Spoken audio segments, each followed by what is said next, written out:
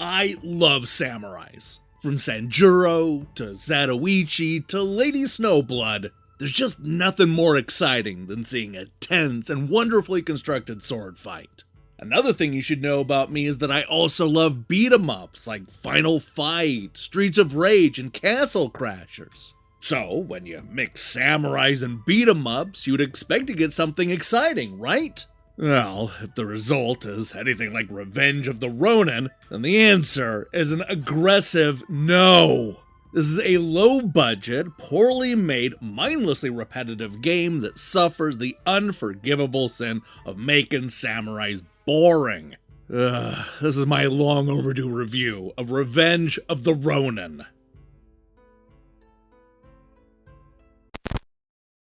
When Ren returns to his former home to find his village destroyed and his father dead, he's understandably devastated. He'll do pretty much anything to settle the score, even if that means killing every single demon on the way to the underworld. In order to do that, though, he'll need to team up with another father and protect a young girl, setting up a tale of rage, revenge, and redemption. That is, an admittedly simple yet effective start to Revenge of the Ronin, which is told through a series of comic book panels designed by people that don't really understand how dialogue bubbles work. All you really need to know is that this is a paint-by-numbers, third-person beat-em-up where our samurai hero hacks and slashes his way through hundreds of photocopied enemies in levels that are way too long in order to face bosses that are honestly not that impressive. It's the kind of game you might discouragingly call a button masher, and it's a bad one at that. Look, you've seen and done this all before. We control the slow-moving samurai through a number of massive stages where each section is artificially walled off until you beat 3 or 4 waves of enemies. We do this by mashing either the light or heavy attack and using a couple of different types of magical spells, one of which will grant you temporary shield, and the other will unleash a flaming sword. There's also this ground pound move that'll hurt all the enemies around the samurai. It's all pretty typical stuff. So, if you can't tell by my tone, I hated this game. Revenge of the Ronin is an aggressively bland beat-em-up that recycles all the genre's worst tropes. Normally, I would try my hardest to find something good to say about the game before ragging on it, but boy, it's hard in this case. I suppose it's nice that it didn't crash on me a bunch of times like Slave Zero X. It also controls well enough, I suppose, even if it's not doing anything especially new or unique. However, outside of that, this game's a dumpster fire. As I mentioned before, this is the type of game that'll trap you in different parts of the level until you fight off several waves of similar-looking enemies. Honestly, that's expected in this type of game. What makes it bad in this case is how large those walled-off sections are. They'll usually be long hallways or courtyards, where it may take a couple of minutes to go from one side to the other. Imagine a massive rectangle with almost nothing in it, and you have a good idea of what 90% of this game is like. That might be fine if you were fighting 3 or 4 dozen enemies at once, like one of those Dynasty Warriors games. But no, you're maybe fighting 4 or 5 enemies at once. And when you beat that wave, you have to wait for the next wave to warp in, usually on the complete other side of the playfield. The frustrating part is that it's really easy to miss an archer or an enemy that doesn't move very far because they're just so far away from the samurai that you can't even see them. Fights that should take no more than a minute or two end up taking 5 times as long simply because of the massive level designs. And it certainly doesn't help that every level is basically the same. Sure, the ugly textures lining the walls change as you get deeper into the underworld. But make no mistake about it, every single stage is made up of a series of these annoying long rectangles with nothing in them.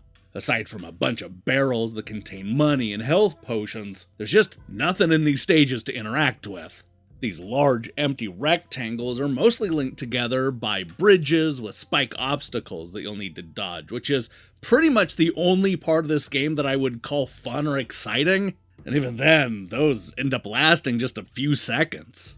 And again, I feel like I need to mention that these stages are shockingly long. The first couple chapters will do that thing where they show you a level during the day, which will be followed by that level during the night. On its own, that's not a bad idea, but the game will repeat the whole day-night thing multiple times in the same level. The fact that I'm seeing the same courtyard in the day, night, and then back in the day again makes you realize that we've been fighting in the same location for a full day. And let me tell you, as a player, it definitely feels like you've been mashing those buttons for 24 hours. And just when you think you've traveled to the darkest reaches of the underworld and defeated the demon master, the game ends up pulling a fast one on you and makes you play through the levels all over again in reverse. That's right, you end up fighting back to the stage that you started on, which honestly just feels like filler. This twist doesn't add anything fun or new to the experience and just prolongs your suffering. Now, you might be able to get away with this kind of terrible level design if the actual combat was more compelling, but it's somehow even worse. Like I said, you have a light and heavy attack, which is normally all you need to string together a bunch of cool combos. But don't get too excited because there are no combos here. The combat in this game is, at best, surface level.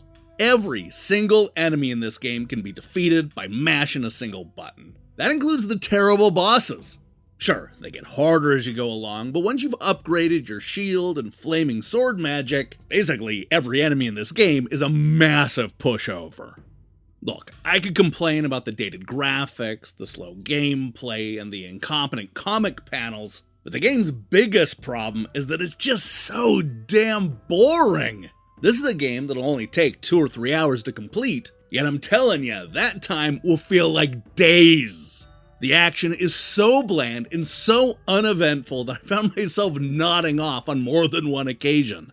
I just couldn't wait for the whole thing to end, and for a while there it felt like it never would. Seriously, if you make samurais this boring, then you're doing something wrong.